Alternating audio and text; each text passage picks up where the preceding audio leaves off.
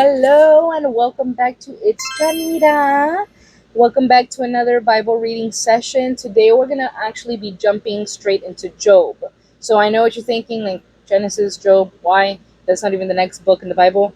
Remember, we are reading in chronological order. I'm personally following the Bible recap plan on the Bible app. That's where you can find it if you want to follow along or if you want to like just speed on ahead on your own time. They do also have a podcast where the host, she just talks about what her takeaways are during each of those readings. And then I believe they also have a YouTube channel. I want to say it's called the Bible Project on YouTube. I'll try to find that and maybe hopefully link it in the description. But the YouTube channel actually gives you an overview of each book at the beginning of each book. So, like for example, how we're just now starting Job, they give you like an animated video that goes through all of Job, just kind of giving an overview as to what Job talks about. And so, like I said, chronological order. So there's going to be a little bit of jumping from book to book here and there at times. So again, today will be Job. We'll be reading chapters 1 through 5. And so for me, this has always been one of my favorite books because it really puts things into perspective. For starters, I think we can all agree that we've all felt like Job at one time or another. You know, we've all gone through trials, maybe not as bad as Job, but we've all gone through trials. We've all gone through moments of self-pity and whatnot. And so I think that that's one of the reasons why I really enjoy this book is because it's extremely relatable. It even has like Job's friends come in to try to comfort him, but they don't really do the best. And that's one thing we can definitely learn from his friends is maybe learn to just listen to our friends when they're going through grief instead of trying to give them all this advice that probably is not the best advice. We'll be able to hear all of that as we continue reading. But yeah, that's one thing as to why I really enjoy this book. And then also another takeaway has always been the importance of trusting God for who He is, not trusting Him because of the promises that He's going to give us or because we think that He's going to bring our desires to life. Like He's some type of genie. That's not why we make the decision to follow God in our lives. And even in the book itself, that's really Satan's argument towards God against Job is, oh, he only follows you because of the life that he has, because it's you've given him all this land, all these animals, this family, blah blah blah. And so that's what Satan tries to argue towards God.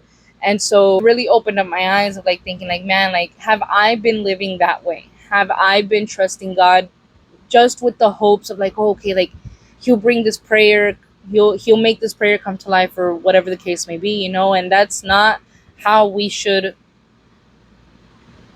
have our walk with God be. And so we should trust Him for just who He is, period, for being our creator, for His sovereignty, for His omnipotence, for just being the architect of our lives, and so we're going to go ahead and just dive right in, and we'll go ahead and recap at the end, just a few more takeaways. And hopefully at the end, you can just comment what your takeaways were, because I personally would love to read all of that. And so let's go ahead and do that. Again, I'll go ahead and give you some time to open up the Bible. Again, it'll be Job chapter 1. And just to kind of remind you, I'm personally reading out of the New King James Version, and you can definitely follow along with whatever version you're reading. So we'll go ahead and do that. All right, so Job chapter 1. There was a man in the land of Uz whose name was Job, and that man was blameless and upright, and one who feared God and shunned evil. And 7 sons and 3 daughters were born to him. Also his possessions were 7,000 sheep, 3,000 camels, 500 yoke of oxen, 500 female donkeys, and a very large household, so that this man was the greatest of all the people of the East. And his sons would go and feast in their houses, each on his appointed day, and would send and invite their 3 sisters to eat and drink with them. So it was, when the days of feasting had run their course, that Job would send and sanctify them, and he would rise early in the morning and offer burnt offerings according to the number of them all. For Job said, "It may be that my sons have sinned and cursed God in their hearts." Thus Job did regularly. Now there was a day when the sons of God came to present themselves before the Lord, and Satan also came along with them. And the Lord said to Satan, "From where do you come?" So Satan answered the Lord and said, "From going to and fro on the earth, and from walking back and forth on it." Then the Lord said to Satan, "Have you considered my servant Job, that there is none like him on the earth, a blameless and upright man, one who fears God and shuns evil?" So Satan answered the Lord and said, "Does Job fear God for nothing? Have you not made a hedge around him, around his household, and around all that he has on every side? You have blessed the work on his hands, and his possessions have increased in the land. But now stretch out your hand and touch all that he has, and he will surely curse you to your face." And the Lord said to Satan, "Behold, all that he has is in your power. Only do not lay a hand on his person." So Satan went out from the presence of the Lord. Now there was a day when his sons and daughters were eating and drinking wine in their oldest brother's house, and a messenger came to Job and said, "The oxen were plowing and the donkeys feeding beside them, when the Sabines raided them and took them away. Indeed, they have killed the servants with the edge of the sword, and I alone have escaped to tell you." While he was still speaking, another also came and said, "The fire of God fell from heaven and burned up the sheep and the servants and consumed them, and I alone have escaped to tell you." While he was still speaking, another also came and said, "The Chaldeans formed 3 bands, raided the camels, and took them away. Yes, and killed the servants with the edge of the sword, and I alone have escaped to tell you."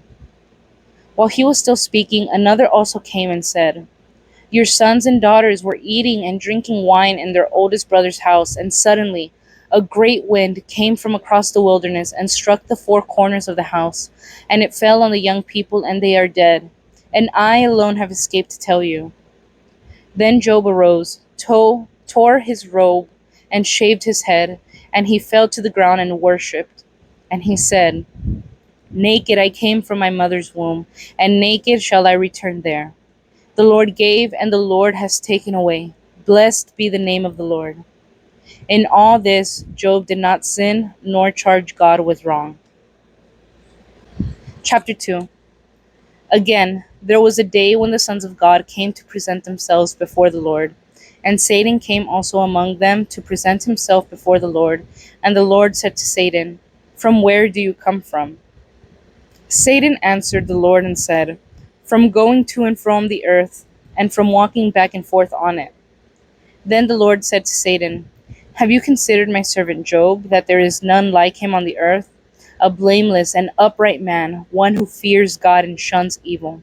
And still he holds fast to his integrity, although you incited me against him to destroy him without cause." So Satan answered the Lord and said, "Skin for skin, yes, all that man has he will give for his life. But stretch out your hand now and touch his bone and his flesh, and he will surely curse you to your face." And the Lord said to Satan, "Behold, he is in your hand, but spare his life." So Satan went out from the presence of the Lord and struck Job with painful boils from the sole of his foot to the crown of his head. And he took for himself a potsherd with which to scrape himself while he sat in the midst of the ashes. Then his wife said to him, "Do you still hold fast to your integrity? Curse God and die." But he said to her, "You speak as one of the foolish women speaks. Shall we indeed accept good from God, and shall we not accept adversity?" In all this, Job did not sin with his lips. Now, when Job's 3 friends heard of all this adversity that had come upon him, each one came from his own place: Eliphaz the Temanite, Bildad the Shuhite, and Zophar the Naamathite. For they had made an appointment together to come and mourn with him and to comfort him. And when they raised their eyes from afar and did not recognize him, they lifted their voices and wept. And each one tore his robe and sprinkled dust on his head toward heaven. So they sat down with him on the ground 7 days and 7 nights, and no one spoke a word to him, for they saw that his grief was very great. Chapter 3. After this, Job opened his mouth and cursed the day of his birth. And Job spoke and said, May the day perish on which I was born, and the night in which it was said, a male child is conceived. May that day be darkness. May God above not seek it, nor the light shine upon it. May darkness and the shadow of death claim it. May a cloud settle on it. May the blackness of the day terrify it. As for that night, may darkness seize it. May it not rejoice among the days of the year. May it not come into the number of the months. Oh, may that night be barren. May no joyful shout come into it. May those curse it who curse the day, those who are ready to arouse Leviathan. May the stars of its morning be dark. May it look for light, but have none, and not see the dawning of the day. Because it did not shut up the doors of my mother's womb, nor hide sorrow from my eyes. Why did I not die at birth? Why did I not perish when I came from the womb? Why did the knees receive me, or why the breast that I should nurse? For now I would have lain still and been quiet. I would have been asleep. Then I would have been at rest, with kings and counselors of the earth, who built ruins for themselves, or with princes who had gold, who filled their houses with silver. Or why was I not hidden like a stillborn child, like infants who never saw light? There the wicked cease from troubling, and there the weary are at rest. There the prisoners rest together. They do not hear the voice of the oppressor. The small and great are there, and the servant is free from his master.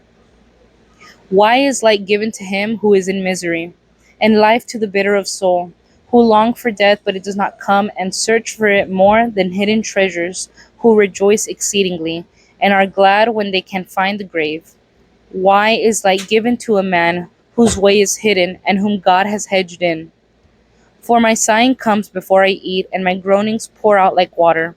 For the thing I greatly feared has come upon me, and what I dreaded has happened to me. I am not at ease, nor am I quiet.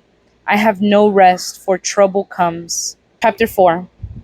Then Eliphaz the Temanite answered and said, if one attempts a word with you, will you become weary?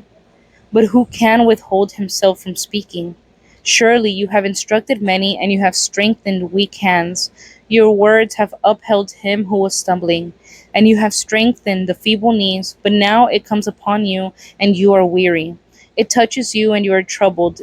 Is not your reverence your confidence, and the integrity of your ways your hope? Remember now, whoever perished being innocent, or where were the upright ever cut off? Even as I have seen, those who plow iniquity and sow trouble reap the same. By the blast of God they perish, and by the breath of his anger they are consumed. The roaring of the lion, the voice of the fierce lion, and the teeth of the young lions are broken. The old lion perishes for lack of prey, and the cubs of the lioness are scattered. Now a word was secretly brought to me, and my ear received a whisper of it, in disquieting thoughts from the visions of the night. When deep sleep falls on men, fear came upon me in trembling, which made all my bones shake. Then a spirit passed before my face. The hair on my body stood up, it stood still. But I could not discern its appearance. A form was before my eyes. There was silence. Then I heard a voice saying, can a mortal be more righteous than God? Can a man be more pure than his Maker? If he puts no trust in his servants, if he charges his angels with error, how much more those who dwell in houses of clay, whose foundation is in the dust, who are crushed before a moth? They are broken in pieces from morning till evening. They perish forever, with no one regarding. Does not their own excellence go away? They die even without wisdom. Chapter 5. Call out now. Is there anyone who will answer you? And to which of the holy ones will you turn? For wrath kills a foolish man, and envy slays a simple one. I have seen the foolish taking root, but suddenly I cursed his dwelling place. His sons are far from safety, they are crushed in the gate, and there is no deliverer. Because the hungry eat up his harvest, taking it even from the thorns, and a snare snatches their substance, for affliction does not come from the dust, nor does trouble spring from the ground. Yet man is born to trouble, as the sparks fly upward. But as for me, I would seek God, and to God I would commit my cause, who does great things and unsearchable, marvelous things without number. He gives rain on the earth and sends water on the fields. He sets on high those who are lowly, and those who mourn are lifted to safety. He frustrates the devices of the crafty so that their hands cannot carry out their plans. He catches the wise in their own craftiness, and the counsel of the cunning comes quickly upon them. They meet with darkness in the daytime and grope at noontime, as in the night. But he saves the needy from the sword, from the mouth of the mighty, and from their hand. So the poor have hope, and injustice shuts her mouth. Behold, happy is the man whom God corrects. Therefore do not despise the chastening of the Almighty. For he bruises, but he binds up. He wounds, but his hands make whole. He shall deliver you in 6 troubles. Yes, in 7 no evil shall touch you. In famine he shall redeem you from death, and in war from the power of the sword you shall be hidden from the scourge of the tongue. And you shall not be afraid of destruction when it comes. You shall laugh at destruction and famine, and you shall not be afraid of the beasts of the earth. For you shall have a covenant with the stones of the field, and the beasts of the field shall be at peace with you. You shall know that your tent is in peace. You shall visit your dwelling and find nothing amiss. You shall also know that your descendants shall be many, and your offspring like the grass of the earth. You shall come to the grave at full age. As a sheaf of grain ripens in its season, behold, this we have searched out. It is true. Hear it and know for yourself. All right, so that is a lot for just the beginning. I know. Um, but really, I wanted to get in the habit, like I mentioned in my previous video, I wanted to get into the habit of really just kind of recapping at the end what a few of my takeaways were. And hopefully, you can let me know in the comments, what your takeaways were, what you feel is a way that you can apply what you just read about. And so, what I got is just how big God really is. I think a lot of people, they can argue whether what was being done is right or wrong. And what I mean by that is like basically using Job as a pawn, and so people can argue whether like, oh, it's wrong what God did, or whatever the case may be. Like, why did he give permission to Satan to basically attack Job? Um, but really, how I see it truly is one, how God knows us. He was confident in Job in the fact that he's not going to curse against me. He was confident that Job was how they introduced him at the beginning, as blameless, as upright. And so to me, that just is one takeaway, is how like he really knows Job deeply and he trusts him completely. And I feel like I bet that that's how he sees us, us as saints. And what I mean by saints is, if you look up the definition of saints, it's anybody who decides to follow Jesus Christ. So that's us. Hello. But I fully believe that that's how God sees us. Like we constantly see ourselves through our mistakes, through our errors, through the self pity, just like Job, where he's like cursing the day of his birth. But at the end of it, God doesn't see all that. He sees truly what you were made for. And so that's one thing. And then two, like I said at the beginning, is really seeing how big and how in control God really is. How in control he is, even if the adversary doesn't think he is. Because if you take the time to look at what was just said, yeah, God gave permission for Satan to attack Job, but he gave his limits too. He basically had Satan on a leash. He gave his limits as to, hey, don't hurt him, like don't kill him. Basically, I'll give you permission to attack his material, his health, and all that. But at the end of the day, like, don't kill him. And so, let me see here. Let me look at my notes. Yeah, I mean, God set his limits. He knew how far to take it. And at the end of it, he still chose to keep a hedge of protection over him. And so there is purpose behind it all. And mostly it's not cause and effect. I think that's another thing, is where us as people, we see like whenever bad things happen in our lives, we see like, oh, it's because I was sinning. It's or that person, they're get that karma type of mindset, and I think this story really shows you how it's not always the case. At the end of the day, Job was following God completely with all of his heart. um he was trying his best to bring his family upright as well, and there was no actual cause behind the attack. It really was just God wanting to prove, like, they both had something to prove, both Satan and God. They both had something to prove, as in Satan wanted to prove that Job was gonna curse God, and God wanted to prove that, hey, no, like, this is my boy, he ain't gonna do that. So really, it's not always a cause and effect. There's purpose behind everything that happens in our lives. And so those are a few of my takeaways. I hope you enjoyed this reading session. Please, please, please comment. Tell me what your takeaways were. Tell me how you, something that you learned that maybe you'll begin to apply in your life. What was just kind of what some of the characteristics that you saw about God that really just kind of, breakthroughs or revelations that you had. I would love to hear what your all's thoughts are. And so, again, hope you enjoyed today, and I'll see you back next time. Bye. I hope you enjoyed today's Bible reading session. Don't forget to like and subscribe to stay up to date on all new uploads. Hope to see you back next time. Bye.